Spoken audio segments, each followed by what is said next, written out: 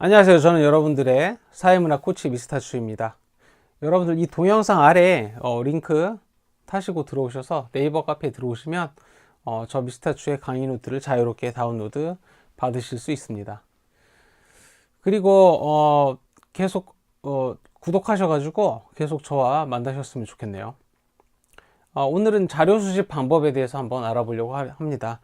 자료 분석, 자료 수집 방법이죠. 자료 수집 방법에서 이제 질문지법하고 면접법 알아보고 뒤에 실험법, 참여관찰법, 문헌연구법에 대해서 한번 이야기해 보도록 하겠습니다. 이번 시간에는 질문지법하고 면접법에 대해서 한번 알아보도록 하죠.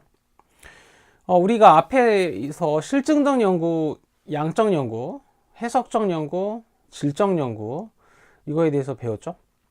이 연구를 할 때 처음에 이제 문제를 제기하고 그 다음에 가설을 설정하고 연구 설계하고 그리고 이제 자료를 수집해야 되는데 필요한 자료를 수집해야 되는데 이 자료 수집을 하는 단계가 이제 있는데 이 자료 수집할 때 어떤 방법으로 할 것인지 연구 설계 때 정한다고 했죠. 주로 이제 실증적 연구, 양적 연구에서는 계량화, 수치화 하는 걸 중요시 하기 때문에 주로 객관적으로 수치화하기에는 이제 질문지법하고 실험법이 유리하거든요. 그래서 이 두 가지 방법을 주로 쓰고 해석적 연구에서는 이제 질적 연구를 사용을 합니다. 질적 연구는 이제 어떤 개인의 사람의 깊은 내면의 세계를 알아보기 위해서 하는 것들이죠. 그래서 면접법과 참여관찰법, 뭐 행위 동기, 의도 이런 거를 파악을 하는 거죠. 그래서 이제 오늘은 질문지법하고 면접법 알아보도록 하겠습니다. 질문지법은 일단 여러분들 여론조사 많이 들어봤죠? 그래서 선거철에서 뭐 누구를 찍을 것인지 뭐 전화상으로 또는 인터넷상으로 뭐 여론조사를 이제 하는데 이제 그런 게 대표적인 거라고 볼 수가 있고 길 가다가 설문조사 좀 해주세요 하고 이제 하고 여러분들 뭐 학교에서 교원능력개발평가나 그런 거 할 때 그 설문조사 하는 거 매우 그렇다, 뭐 그렇다, 아니다, 뭐 이런 것들도 다 전부 다 질문지법이라고 할 수가 있습니다. 질문지법이라고 해가지고 종이에다가 체크하는 게 아니라 인터넷으로 체크하는 거, 전화상으로 번호 누르는 거 그런 것들이 다 포함이 된다는 거야. 그래서 이 질문지법은 조사 대상 규모가 굉장히 클 때, 그러니까 뭐 어떤 질문을 하고 통계 수치를 파악해서 이제 통계 작성을 할 때 매우 유리한 그런 방법이라고 볼 수가 있겠네요. 그래서 여러분들 뭐 이거는 요령인데 다 그런 건 아니고 요령인데 100명 그 문제에서 이제 뭐 지문에서 300명, 500명, 뭐 1000명 이렇게 나오면 대부분 질문지법이라고 생각을 하면 들어봤습니다. 대부분 물론 아닌 경우도 있겠지만 대부분 다 그랬습니다. 그래서 문제에 이렇게 보기가 나왔을 때 예시가 나왔을 때 인원이 많으면 여러분들 질문지법이라고 생각하면 도움을 많이 받을 수 있을 거야. 물론 아닌 경우가 있지만 대부분 제가 풀어봤을 때는 대부분 그랬습니다. 그리고 이제 이 질문지법은 구조화되고 표준화되었다라고 하는 건 그 정해진 질문, 틀에 정해진 질문을 말하는 거거든요. 그래서 그러한 자료들, 틀에 정해진 자료를 수집할 때, 그러니까 그 사람들한테 물어볼 때 모두 다 똑같은 질문을 할 수밖에 없죠. 그래서 뭐 이 대통령 선거 할 때 뭐 누구를 찍겠습니까? 우리 지역구 국회의원을 누구를 선출을 하겠습니까? 지지하는 정당은 어디입니까? 이렇게 물어볼 때 수많은 사람한테 구조화 표준화된 자료를 뿌리고 그리고 이제 그 자료를 수집한다는 거죠. 그래서 모두 똑같은 질문을 하게 된다라는 거죠. 그래서 예를 들면 국민들의 정당 선호도 조사를 한다면 조사 대상자는 우리 5천만 국민이겠죠. 근데 이 5천만 국민을 전부 다 조사하기는 힘들죠. 그러니까 다 조사하는 걸 우리는 전수조사라고 하는데 전수조사를 하게 되면 시간과 비용도 많이 들고 그리고 뭐 선거하는 거하고 똑같잖아. 그쵸? 그렇기 때문에 그리고 전수조사를 하는 게 가장 정확하죠.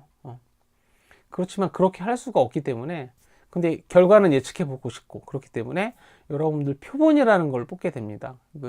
여러분들 그 올리브영이나 이런 화장품 가게 같은 데 가면 큰 화장품을 다 쓸 수 없으니까 샘플이라는 걸 주죠. 조그만 샘플 그거를 이제 준 다음에 그걸 한번 써보고 전체적으로 어떤지 한번 예측을 해봐라. 뭐 좋냐 안 좋냐 이렇게 판단을 할 수 있는 걸 주잖아요. 샘플이죠. 그래서 전체 전수조사를 할 수가 없기 때문에 그 전체에서 일부를 뽑아서 그 일부만을 가지고 이제 조사를 하고 질문지도 뭐 뿌리고 그래서 그 조사 결과를 가지고 전체를 예측해 보는 거거든요.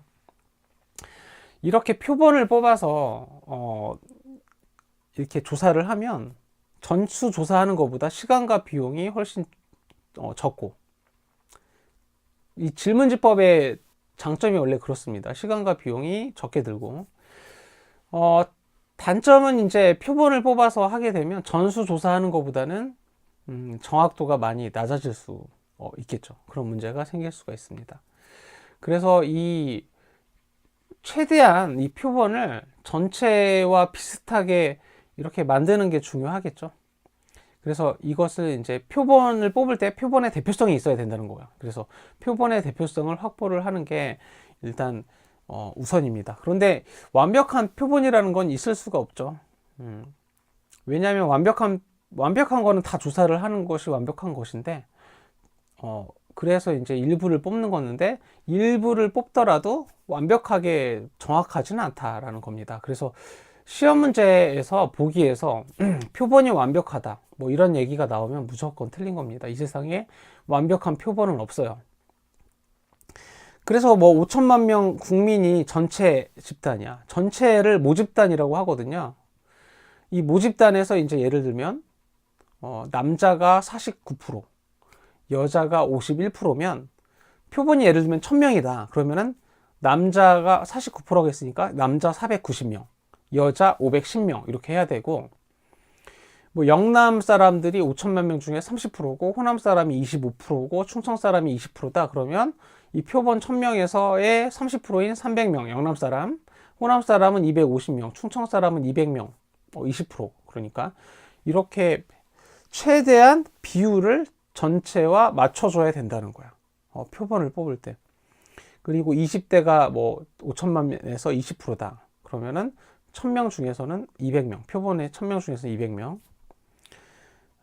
그리고 이제 30대가 5천만 명에서 25%다. 그러면 표본 1000명 중에서는 25%가 250명이죠. 그리고 이제 40대가 뭐 18%다. 전체 인구 중에서. 그러면 표본의 1000명 중에서도 18%가 돼야 돼요. 40%가. 그래서 180명. 이렇게 굉장히 많은 고려해야 될 사항이 있죠. 이거를 비율을 똑같이 최대한 맞춰주면 줄수록 정확하게 나올 확률이 높다라는 겁니다. 그래서 표본이 정교해질 수 있겠죠.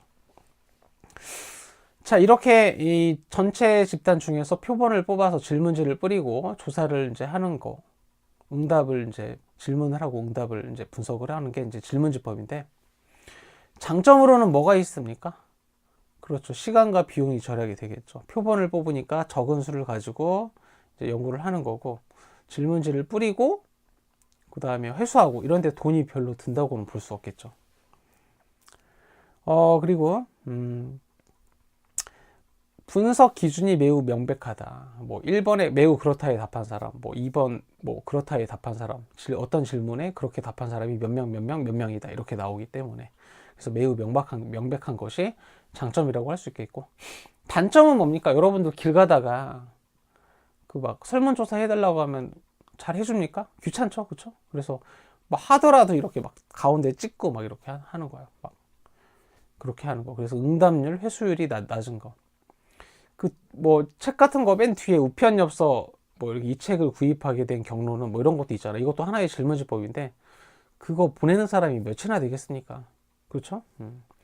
그리고 이 세상에 완벽한 표본은 없다라고 했죠. 그래서 표본의 대표성 문제도 단점이 될 수가 있겠네요. 그리고 글을 모르면 질문에 답을 할 수가 없겠죠. 그래서 문맹자에게 실시가 곤란한 점 이것도 이제 단점이 될 수가 있겠고. 그리고 이제 질문 내용에 대해서 이제 오해가 있을 수 있습니다. 그래서 질문은 명확하게 보기도 명확하게 이렇게 해야 된다는 거죠. 그래서 이런 것들을 이제 시행착오를 겪지 않기 위해서 이제 문항의 적절성 이러한 것에 대해서 알아볼 필요가 있고 이러한 것들이 시험 문제 나올 수가 있는데 한번 보도록 하죠. 자, 문항의 적절성 이제 여기 이제 나오는데 친환경적인 4대강 사업 실시에 대해서 어떻게 생각하십니까? 이거 뭐가 잘못됐나요? 그렇죠. 친환경적인 4대강 사업? 이거 마치 4대강 사업 반대하면 나쁜 사람 될 것 같잖아.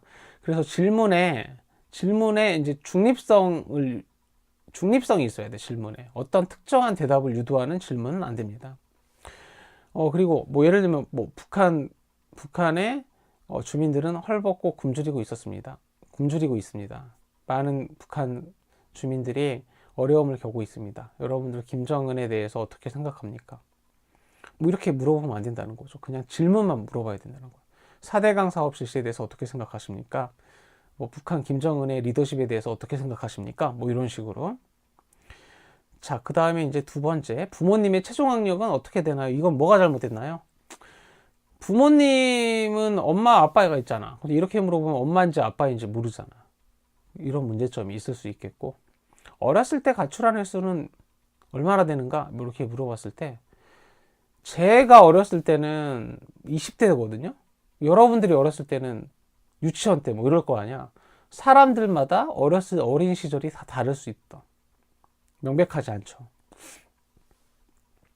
귀하가 라디오를 듣는 시간은 얼마나 되십니까? 이렇게 했는데 2시간 미만, 2시간 이상에서 4시간 미만, 4시간에서 6시간 미만 뭐 이렇게 되어 있는데, 뭐 예를 들면 내가 7시간 들어. 그러면 어떻게 체크해야 돼? 그쵸? 기타에다 체크하면 되겠네요. 여기서 질문이 잘못됐죠? 그러니까 하루 동안 듣는 시간인지 1년 동안 듣는 시간인지 그게 안 나타나 있죠. 애매모호한 질문입니다. 잘못됐죠? 자, 땡땡 야구단 감독 교체에 대한 당신의 의견은 그랬는데, 찬성 잘못은 반대 현상 유지. 이건 뭐냐면 반대가 현상 유지하고 중첩되죠. 그렇죠? 그러니까 상호 배타성을 유지해야 돼. 상호 배타성. 질문지의 선지는 상호 배타적이어야 된다. 겹치는 부분이 있어서는 안 된다는 거죠. 그래서 이것도 기억을 해주세요. 자, 그 다음에 이제 질문지법에 이어서 면접법에 대해서 한번 알아보도록 하겠습니다. 면접법은 그 사람이랑 얘기를 하면서 그 사람의 속마음을 알고 어떤 행위에 대한 동기, 내면의 세계, 그런 거를 깊이 이해하기 위한 그러한 방법이라고 할 수가 있습니다. 미시적 방법이라고 할 수가 있어. 개인에게 초점을 맞추고 그 개인의 마음을 알기 위한 것이니까. 그래서 소수 대상으로 속내를 알기 위한 그런 방법. 그리고 이제 연구자하고 연구 대상자가 좀 친해질 필요가 있습니다. 여러분들 모르는 사람이 여러분들에 대한 속마음을 물어보면 대답을 할까요, 안 할까요? 안 하죠. 그렇죠. 그러니까 친해지고 서서히 친해져야지. 대뜸 내가 어떤 사람에 대해서 어떤 사람을 죽인 살인자한테 사람을 왜 죽였나요?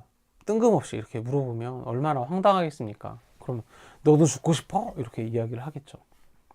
그러니까 정서적 교감이 필수라는 거야. 친해져야 어떤 사실을 이야기해 줄 확률이 높다라는 거죠. 그래서 예전에 무릎팍도사, 힐링 캠프, 그리고 여러분들 소개팅 앞으로 많이 할 텐데 그러한 것들도 그 면접법이라고 볼 수가 있겠네요. 장점은 여러분들 심층적 정보 수집이 가능하고요. 그리고 응답률과 정합성이 높다. 왜냐하면은 1대1로 이렇게 물어보니까 1대1로 있는 상태에서 이렇게 답변을 안 할 확률은 적죠. 그렇죠? 질문지법보다는. 그래서 그리고 언어 장벽이 낮다. 글을 모르는 사람한테도 이렇게 이야기를 해서 대화를 하면 되기 때문에 문맹자에게도 실시가 가능하고요. 단점으로는 질문지법에 비해서 엄청난 시간과 비용이 들죠. 아까 얘기했지만 친해져야 되잖아. 친해지는 사이에 들어야 되는 비용, 그러한 것들. 그리고 이제 이런 면접법이 쉬울 것 같죠? 어떤 적절한 질문을 하는 거, 그리고 돌발 상황이 생겼을 때 대처하는 방법, 이러한 것들은 아무나 할 수가 없는 거야. 그래서 상담심리 전공하시고 심리 전공하신 분들이 굉장히 잘 하시고, 이런 거는 전문가가 하는 것이 좋다는 거죠. 그리고 이제 아무래도 이제 면접을 하고 나서 정리를 한다고 해도 그 사람과 이야기를 하면서 느꼈던 연구자의 그런 주관이 굉장히 많이 개입이 될 수 있다. 그렇기 때문에 다소 객관적이지 못할 수 있다라는 점이 단점으로 이야기를 할 수가 있겠습니다.